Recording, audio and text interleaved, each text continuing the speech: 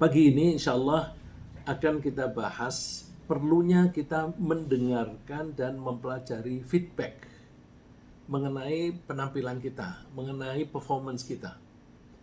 Feedback itu kita peroleh dari manapun, dari pihak yang kita sukai maupun pihak yang tidak kita sukai. Jadi kita pasang telinga, pasang mata, kemudian kita perhatikan apa kata orang mengenai kita. Kita anggap semua yang kita dengar, semua yang kita lihat itu adalah feedback untuk kita. Jadi misalnya kita sedang berbicara di depan hadirin, kok mereka pada ngantuk. Jangan menganggap itu tidak ada gunanya. Itu adalah feedback. Feedback kenapa mereka ngantuk. Apakah karena memang mereka terlalu lelah? Biasanya kalau kita ceramah pada siang hari habis sholat zuhur, itu banyak orang-orang pada mengantuk, atau pas khutbah Jumat banyak orang mengantuk. Itu karena lapar, karena lelah dan sebagainya. Tapi kita periksa lagi, jangan-jangan karena memang kita membawakan sesuatu yang tidak dianggap berguna oleh mereka, atau cara penyampaian kita kurang menarik. Jadi apapun yang kita lihat, apapun yang kita dengar, itu kita anggap sebagai feedback. Nah, pagi ini kita lebih menekankan pada yang kita dengar. Ya. Yang kita dengar itu kita dengarkan baik-baik, omongan orang itu kita anggap sebagai feedback untuk improvement, untuk kemajuan kita sendiri. Jadi sambil melaksanakan keputusan yang terbaik, kita menampung feedback dari berbagai sumber. Saya kasih perumpamaan. Untuk perusahaan, biasanya perusahaan menyewa konsultan untuk meneliti apakah ada kekurangan atau kesalahan yang telah kita lakukan dalam menjalankan bisnis ini. Kita mengharapkan konsultan itu memberi saran agar kita bisa melakukan perbaikan. Kita minta mana yang salah dari kita, atau mana yang kurang, mana yang bisa ditingkatkan lagi kebaikannya. Cuma karena konsultan perusahaan itu kita bayar, ya, jadi konsultan itu menerima bayaran imbalan dari kita, maka mereka biasanya ketika menyampaikan kritik dan saran itu menyampaikannya dengan sistematik dan dengan sopan. Ya, ini penting. Mereka itu menyampaikannya sistematik dan sopan. Kita banding. Kita ini yang kita bahas ini kan tidak hanya untuk perusahaan, tapi untuk individu. Dan untuk kepentingan individu itu harus lebih penting, lebih diperhatikan daripada untuk kepentingan perusahaan. Toh perusahaan itu belum tentu milik kita. Tapi kalau diri kita, ya milik kita sendiri. Dan perusahaan itu, kalaupun milik kita, kalau kita mati kita tinggal kok. Tapi kalau performance kita sendiri, kalau kita mati, hasil performance itu yang kita bawa di hadapan Allah. Jadi jangan terbalik. Banyak orang itu lebih mementingkan kepentingan bisnisnya daripada kepentingan pribadi. Enggak, itu salah. Mohon maaf, saya mengatakan itu salah karena ukuran pentingnya itu kurang pas. Kalau kita menggunakan ukuran bahwa perusahaan itu belum tentu milik kita. Kalau bukan milik kita, kita mikiri serius-serius, tapi at the end itu ya perusahaan tetap milik orang lain. Nah, saya tidak mengajari egois, ya, tapi kita bandingkan dengan kepentingan pribadi.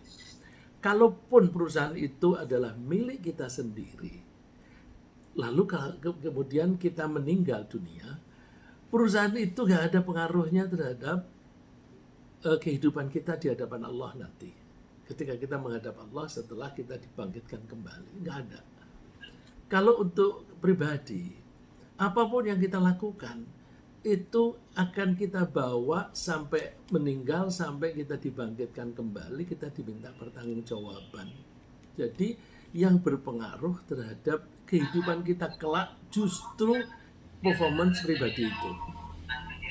Ya, tadi saya bandingkan kalau kita itu menyewa konsultan untuk perusahaan, biasanya mereka menyampaikannya dengan sopan dan sistematik. Tapi kalau untuk individu, feedback bisa diperoleh dari berbagai sumber yang tidak dibayar, dan sumber-sumber tersebut biasanya memberi feedback itu secara spontan. Spontan itu artinya kehendak sendiri tanpa ada rangsangan apa-apa, sesuai dengan perasaan yang muncul di hatinya. Dan itu berarti tidak sistematik, dan tidak harus selalu sopan. Kadang-kadang tidak sopan. Mereka yang menyukai kita cenderung hanya mengomentari yang positif-positif saja dengan cara yang sopan. Makanya teman yang dekat dalam bahasa Arab itu suka disebut sodiq, sodiqi, teman dekatku. Sodiq itu dari kata yang membenarkan. Kalau kita punya teman dekat, maka apapun yang kita lakukan, dia itu cenderung untuk menyetujui dan mendukung kita. Dan kalau kita jahat, biasanya teman-teman yang dekat sama kita kan orang jahat. Bahkan kalau misalnya saya orang jahat, dilingkungi orang-orang jahat, saya mencuri sampai tidak ketahuan, itu akan dipuji oleh mereka. Wah, hebat kamu. Kamu bisa, itu masalah ini kan pelik, tapi kamu bisa mengambil tanpa diketahui. Nah, jadi meskipun jelek, tetap aja dibenarkan, bahkan dipuji. Maka disebut sodiq. Nah, kalau ini belum tentu bagus untuk feedback. Ya. Mereka menghindari komentar yang negatif karena khawatir hubungan baik mereka akan terganggu. Bandingkan sedangkan orang yang tidak menyukai kita cenderung mengomentari yang negatif-negatif saja dengan cara yang bisa netral, bisa kasar. Bahkan kadang-kadang ada yang berkomentar sambil marah-marah atau maki-maki. Itu karena mereka tidak suka sama kita. Jadi orang yang tidak suka pada kita itu sensitif sekali terhadap keburukan kita. Karena mereka itu sensitif sekali, maka kita perlu mendengarkan kesalahan sedikit pun kita sudah bisa mendapatkannya dari orang-orang yang tidak menyukai kita. Jadi orang-orang yang tidak menyukai kita jangan kita singkirkan, biarin aja. Kemudian dan kita jangan membenci, justru kita terima kasih. Ya. Jadi sebenarnya komentar-komentar orang lain itu meskipun disampaikan dengan kasar atau bahkan dengan maki-maki adalah nasihat yang baik untuk perbaikan perilaku kita di masa berikutnya. Justru kemarahan dan maki-makian dari orang yang membenci kita merupakan nasihat yang lebih akurat mengenai kekurangan dan kesalahan kita. Kalau kita menganggapnya sebagai nasihat dan kita menindaklanjuti dengan perbaikan diri, maka kita akan beruntung. Karena kita akan improve. Sebaliknya, kalau kita mengabaikan nasihat, yang berarti tidak mau dinasehati, ya, kita itu seringkali mau menasehati tapi tidak mau dinasehati. Nah, orang yang tidak mau dinasehati itu indikasinya tidak mau mendengarkan saran orang lain. Apalagi yang maki-maki. Saran yang baik pun tidak akan didengarkan. Nah, orang yang tidak mau dinasehati itu akan rugi sendiri. Karena dia tidak bisa mengenali kesalahannya dan tidak bisa memperbaiki diri. Jadi kita harus mau menasehati dan dinasehati. Dan feedback dari orang lain adalah nasihat. Saya kutipkan satu surat pendek yang insya Allah bapak-bapak dan ibu-ibu sudah hafal semua. Ya. Wal asri innal insana lafi khusrin illa alladhina amanu wa amilus solihati wa tawasaw bil haqqi wa tawasaw bis sabr. Begitu pendeknya.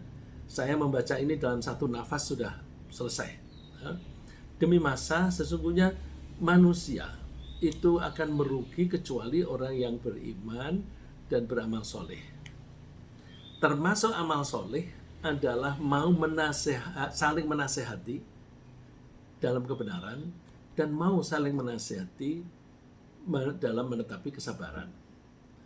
Saling menasehati itu reciprocal, timbal balik. Jadi kita mau ngomong, mau mendengarkan, mau menasehati, mau dinasehati.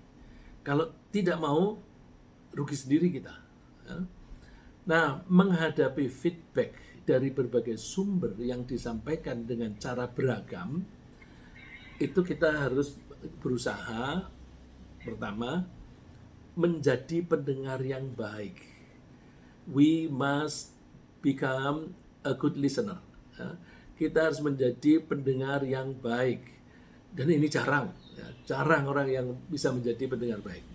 Yang kedua, menghormati narasumber.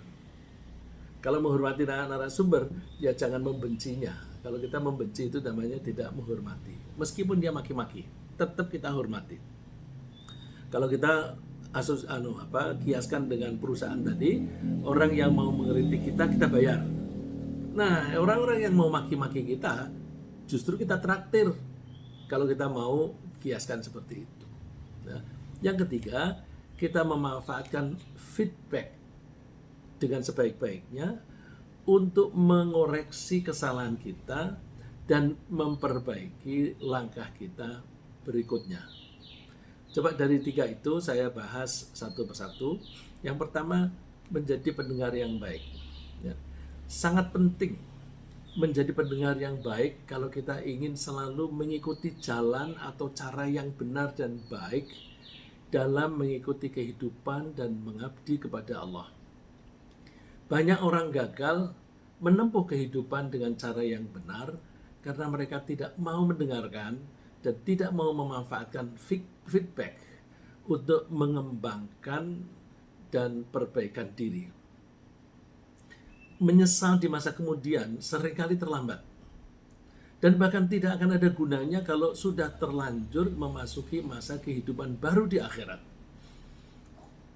Ada penyesalan mereka yang digambarkan oleh Allah bagi orang-orang yang sudah terlanjur masuk neraka. Menyesal setelah masuk neraka. Coba bunyi penyesalannya relevan dengan apa yang kita bahas pagi ini.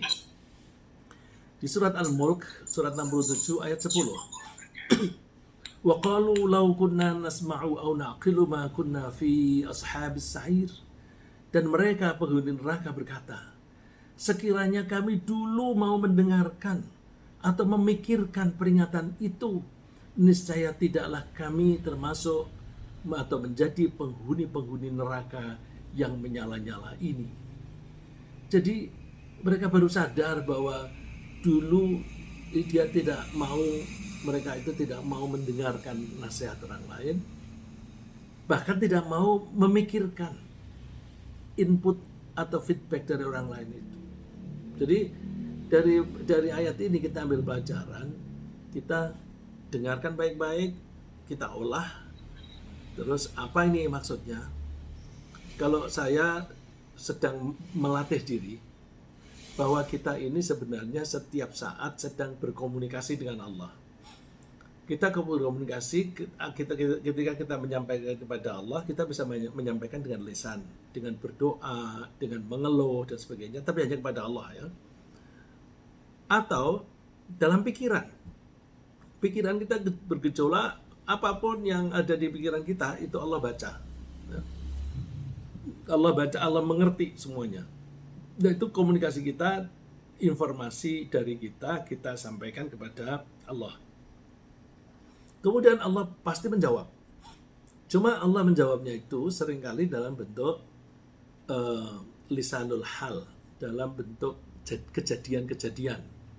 Atau dengan kata istilah lain, dengan actions. Ya. Kita menyampaikan message dengan words, dengan kata-kata. Allah merespon kita dengan action. Kita mengeluh kepada Allah gini-gini, terus kemudian ada kejadian. Oh, jangan-jangan ini adalah jawaban dari Allah. Gitu. Ya, jadi berarti kita harus melatih diri untuk membaca actions-nya Allah itu. Ya. Tapi sayang, pada zaman ini justru ketika teknologi informasi makin maju, seharusnya kalau teknologi informasi makin maju itu kan komunikasi makin maju. Tapi akibatnya justru kita makin sedikit mendengarkan orang lain. Karena banyak orang yang sibuk dengan gadgetnya, sehingga kalau diajak ngomong, dia tidak mendengarkan, dia lebih memperhatikan gadgetnya itu. Dan gadgetnya itu belum tentu yang dilihat itu berguna. Kadang-kadang hanya main game atau canda-candaan yang nggak ada gunanya. Ya. Dan dengan demikian, kemampuan kita berkomunikasi justru makin menurun karena kurang terlatih mendengarkan dengan penuh perhatian. Karena itu, banyak orang yang gagal menjadi pendengar yang baik. Buktinya, makin banyak saja orang yang tertangkap tangan karena kasus korupsi. Apakah mereka tidak pernah dinasihati? Saya yakin mereka pernah dinasihati oleh ibunya, oleh istrinya, dan sebagainya. Ya. Tapi, dan bahkan mereka melihat orang-orang lain yang sudah tertangkap tangan. Nah, tapi kok mereka masih bisa ketangkap tangan? Berarti mereka tidak menggunakan pandangan mereka, apa yang mereka lihat, dan apa yang mereka dengar sebagai pelajaran, sebagai nasihat. Akibatnya, ya mereka tetap aja jalan terus. Nah, ini kalau orang Jawa suka dibilang dablek. Ya. Udah ada peringatan tapi tetap tidak digubris, itu dablek. Bahasa Indonesianya keras kepala. Bahasa Arabnya, bahasa Qurannya keras hati. Ya. Itu yang ketangkap. Yang belum atau tidak tertangkap kemungkinan jauh lebih banyak lagi. Jadi mereka tidak mau mendengarkan nasihat, tidak mau menggunakan akal sehatnya. Bahkan yang ketangkap terakhir itu, kalau kita lihat videonya yang lalu, dia begitu yakinnya bahwa korupsi itu bisa hilang kalau dilakukan langkah-langkah tertentu, dan bagus sekali omongannya. Ternyata dia ketangkap tangan. Ya. Jadi kita jangan sampai tidak mengambil pelajaran. Jadi kalau saya berusaha latihan, apapun kejadian yang kita lihat, yang kita dengar, itu seperti kita disodori buku oleh Allah.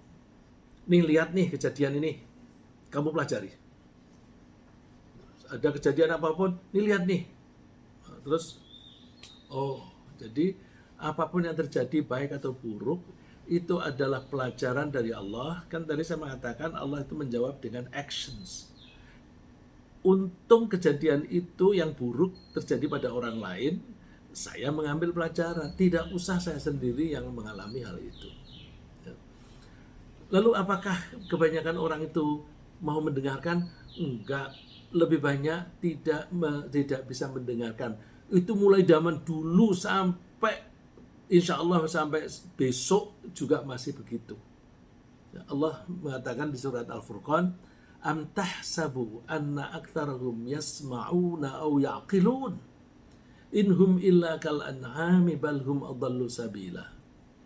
Apakah engkau mengira bahwa sebagian besar dari mereka itu mau mendengarkan atau mau berpikir, menggunakan pikirannya? Tiada lain mereka itu bagaikan binatang ternak, bahkan mereka itu lebih sesat. Lebih sesat karena binatang ternak itu tidak melakukan kejahatan yang tidak merampas hak orang lain. Tapi kalau manusia itu bisa rakus, yang menyebabkan mereka menjadi merampas hak orang lain. Jadi sangat penting menjadi pendengar yang baik, kemudian diolah, dipikir. Ya. Ini saya tidak tahu kenapa telinga pendengaran kita itu sangat erat hubungannya dengan berpikir. Seringkali disebutkan oleh Allah itu pendengaran itu dikaitkan dengan berpikir. Nah, kita akan melihat ada orang yang tipe auditory, ada tipe visual, ada tipe kinestetik. Nah, salah satu indikator yang tipe auditory itu mereka lebih mudah komunikasi, lebih mudah paham kalau mendengar. Dan kalau kita menawarkan barang kepada orang yang tipe auditory, kita banyak menggunakan logika-logika. Oh, berarti pendengaran itu dekat sekali dengan logika. Nah, di ayat ini Allah mengaitkan amtah sabu anna aktsarhum yasma'una wa yaqilun. Apakah kamu mengira bahwa sebagian besar di antara mereka itu mau mendengarkan dan mau menggunakan pikirannya? Allah membantah sendiri. Tidak. Bantahannya mereka itu bagaikan binatang ternak. Jadi memang kebanyakan seperti itu. Maka karena kebanyakan secara statistik seperti itu, kita mesti melatih diri dengan sadar belajar mendengarkan. Cara belajar mendengarkan yang baik itu gunakan istri kita sendiri, suami kita sendiri. Kita pakai untuk latihan. Kalau istri kita lagi marah-marah, lagi ngomel-ngomel, kita dengarkan nggak? Istri lagi marah-marah terus tinggal pergi. Nah, itu indikasi dia nggak bisa jadi pendengar yang baik dan tidak mau mencerna apa yang dimarahkan oleh istrinya. Dengarkan apapun yang dikatakan istri kita, apapun yang dikatakan oleh suami kita, bahkan oleh anak kita dengarkan dengan baik. Ya. Orang-orang yang tidak mau mendengarkan itu bagaikan menutup diri. Mereka punya telinga yang sebenarnya mendengar kasus-kasus sebelumnya, tapi tidak memanfaatkan dengan baik apa yang mereka dengar itu. Mereka punya mata yang bisa melihat kasus-kasus sebelumnya, tapi tidak memanfaatkan pengamatan itu sebagai pelajaran. Ya, contoh yang bagus itu dulu sebelum banyak dibuat underpass dan flyover di perapatan di persilangan kereta api. Itu kan seringkali ada orang tertabrak kereta api. Tapi masih saja orang yang nyelonong sudah ada bunyi neng neng neng, bahkan palang sudah turun, masih diterobos. Nah, itu mereka tidak mau menggunakan matanya dan telinganya untuk belajar. Jadi mereka punya mata, tapi tidak difungsikan dengan baik sehingga mereka sama saja dengan orang buta.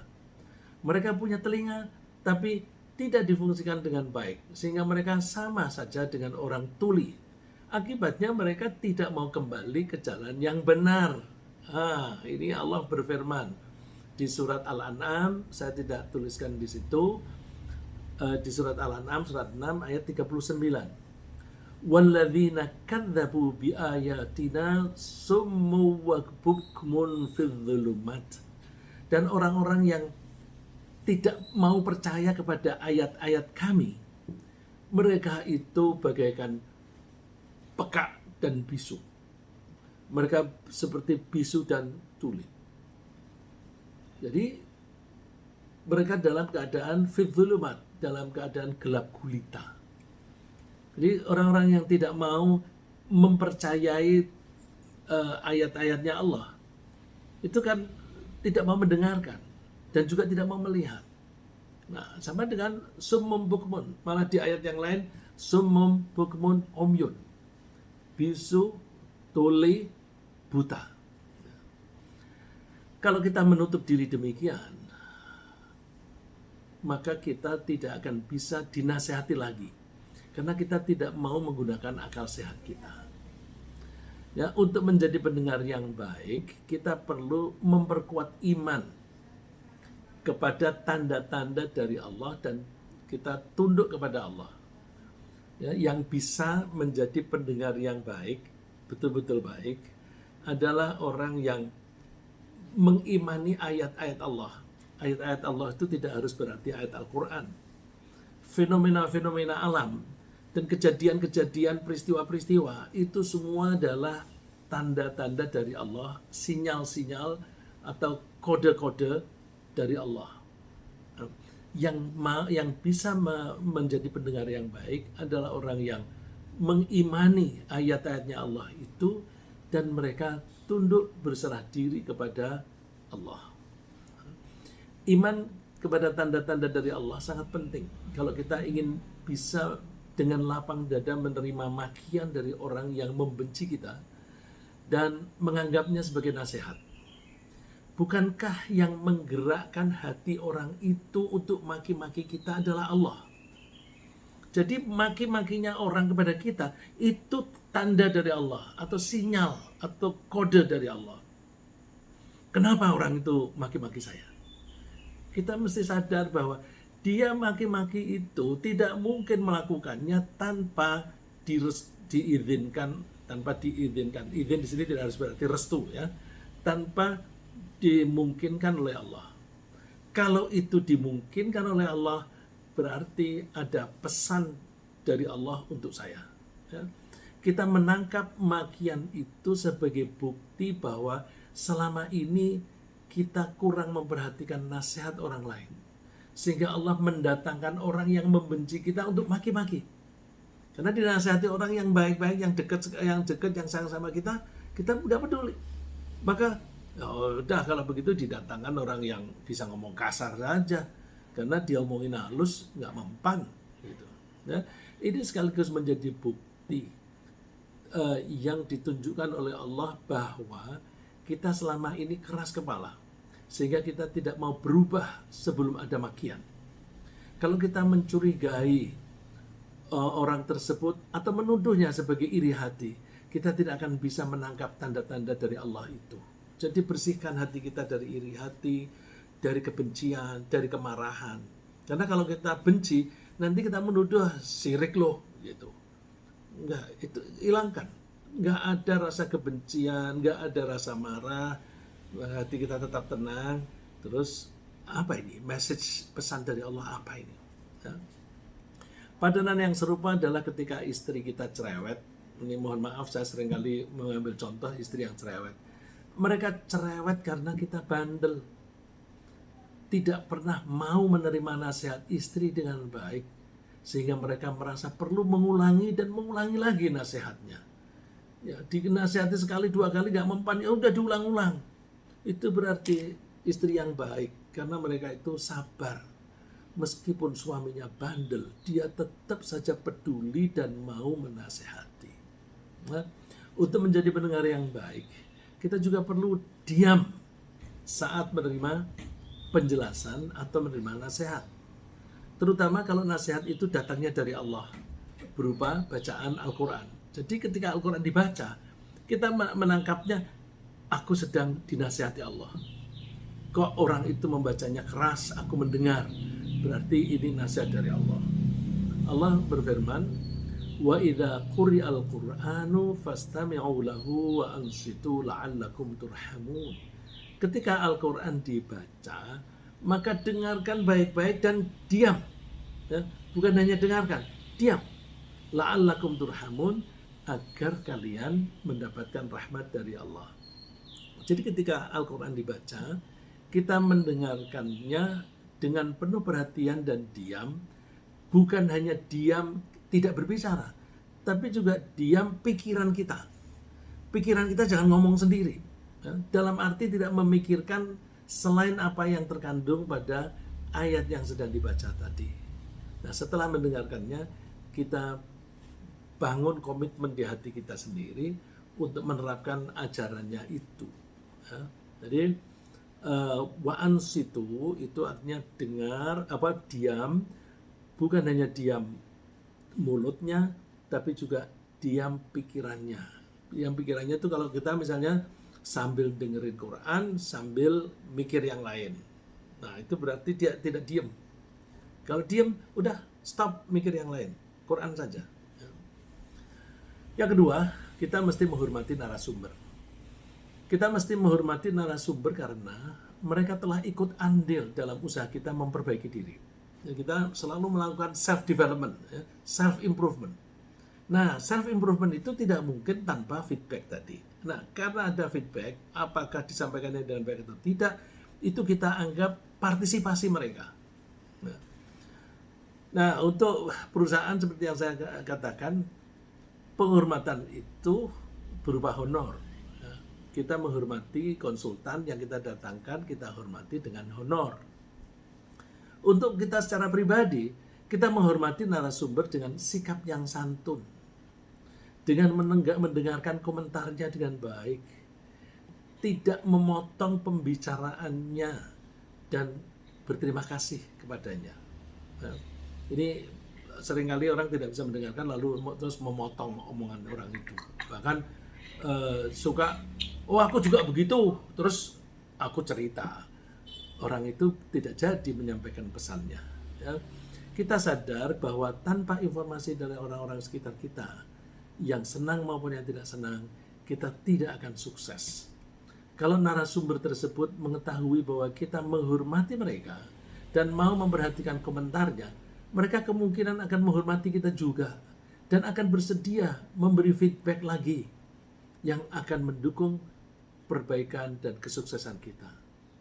Ya, termasuk menghormati narasumber adalah tidak meninggalkannya tanpa izin.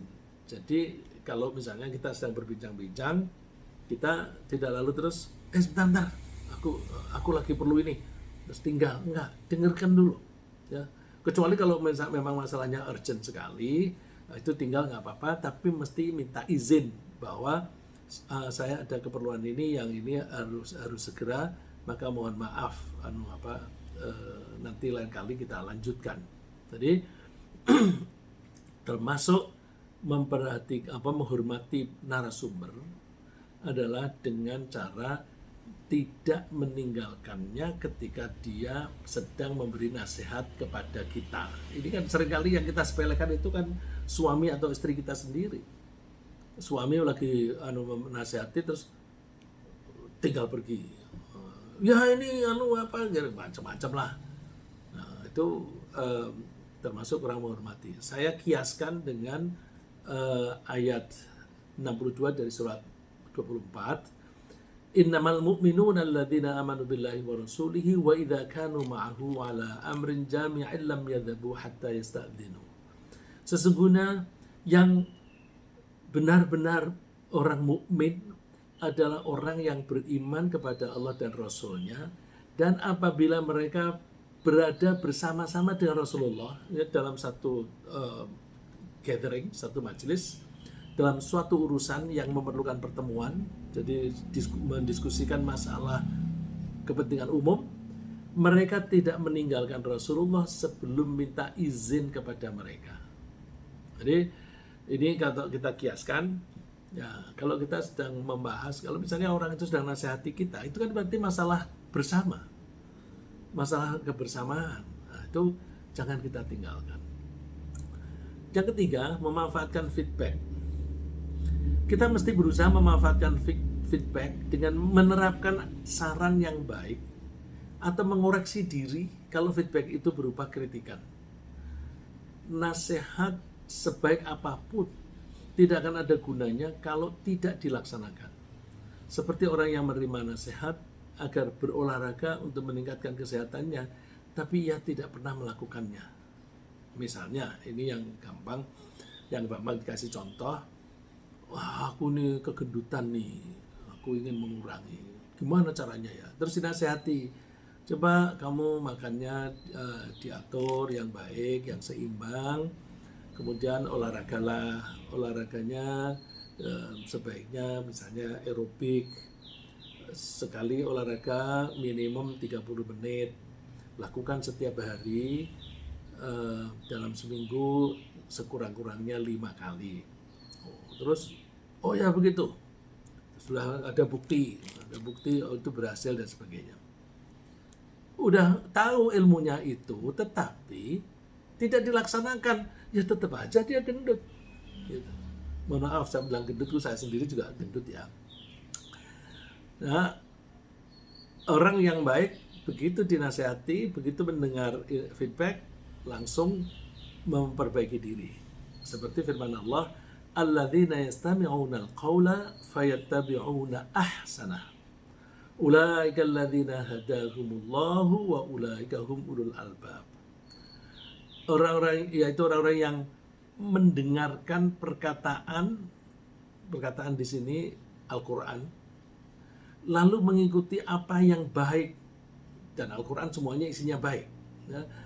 Nah ini kalau bukan Al-Quran ya mendengarkan perkataan dari manapun, terus diikuti pelajaran yang baik.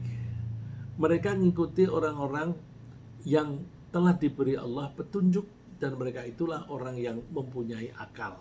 Jadi kita sudah diberi akal oleh Allah, kita mesti memanfaatkannya dengan baik. Ya. Setiap saat kita mendengar pelajaran yang bagus dari Al-Quran, kita segera tindak lanjuti dengan komitmen, lalu kita terapkan dalam kehidupan sehari-hari.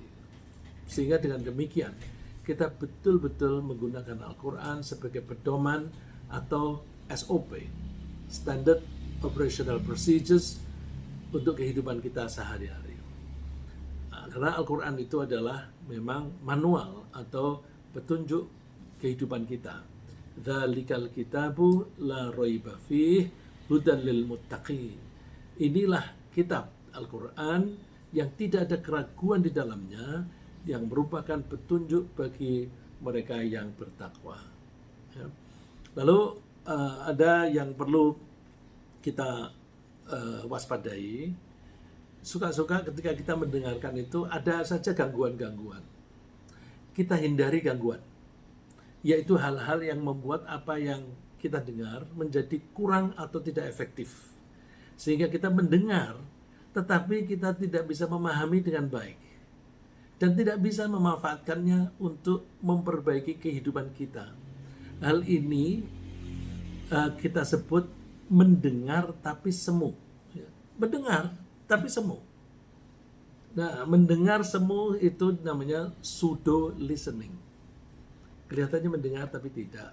Ya, saya suka memperhatikan, misalnya ada peserta pelatihan. Ini kok kakinya goyang-goyang melulu ini. Kenapa? Nah, kaki goyang-goyang itu pertanda bahwa dia tidak bisa mengikuti pelajaran. Karena tidak bisa mengikuti pelajaran, dia tidak paham, lalu bosan. Kalau bosan, dia ngantuk. Supaya tidak ngantuk, dia goyang-goyang terus supaya peredaran darah lancar, sehingga dia tidak ngantuk. Jadi dia dengar tetapi tidak paham. Nah, itu pseudo listening. Di dalam Al-Quran disebut wala takunu kalladzina qalu sami'na wa hum la yasma'un. Janganlah kamu menjadi seperti orang-orang yang berkata kami mendengarkan, padahal mereka tidak mendengarkan. Nah, orang-orang yang digambarkan ini adalah orang-orang munafik. Ya, itu menyangkut tidak serius. Ya. Hal-hal yang membuat pendengaran kita kurang efektif antara lain kita sedang memikirkan sesuatu yang lain pada saat mendengarkan pembicaraan. Bisa juga kita menganggap diri kita lebih mengerti daripada si pembicara. Aku udah tahu itu semua. Udah, itu mendengar tapi tidak ada gunanya. Menganggap diri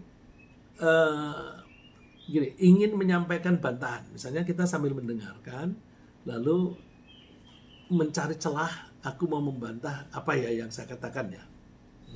Jadi kalau ingin menyampaikan bantahan sambil menunggu titik lemah dari pembicaraan seseorang, itu juga akan menjadi pseudo listening.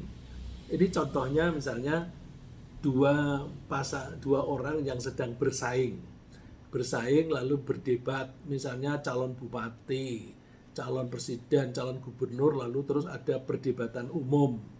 Nah, ketika calon si A itu mengemukakan idenya, si B mendengarkan. Tetapi mendengarkan itu mencari titik lemahnya, supaya nanti bisa dibantah. Maka omongan si A meskipun bagus, itu nggak ditangkap. Tidak ditangkap.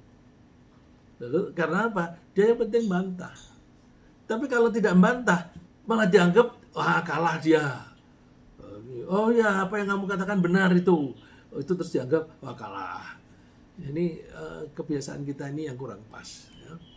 Yang menghambat good listening itu juga prasangka bahwa pembicara itu mengikuti aliran yang berbeda. Jadi yang paling gampang contohnya itu aliran politik. Misalnya orang ini yang agak kontras ya antara PDIP dan PKS misalnya. Orang PDIP mengemukakan bahwa membangun negara itu mesti begini begini begini. Nah itu orang PKS itu kan kamu. Mestinya tidak begitu dan begini. Terus nanti gilirannya orang PKS yang ngomong, orang PDIP juga akan bilang, ah itu kan kamu. Nah, mohon maaf saya menyebut ini karena hanya melihat yang kira-kira ideologinya itu kentara perbedaannya. Jadi dan saya tidak masuk ke substansi, jadi saya tidak berpolitik, hanya gejala yang itu. Nah di masjid juga bisa terjadi.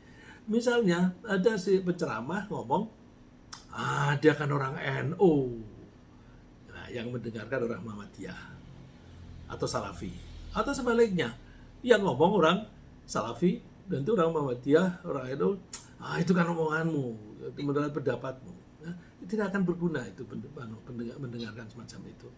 Jadi ketika kita mendengarkan, jangan buru-buru curiga terhadap orang lain.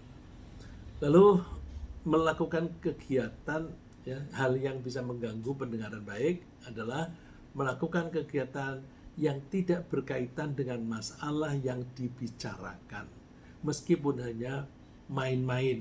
Kadang-kadang kan main-main dengan pulpen gitu atau HP-nya begitu, itu bisa mengganggu konsentrasi dan dengan demikian tidak bisa menjadi good listener.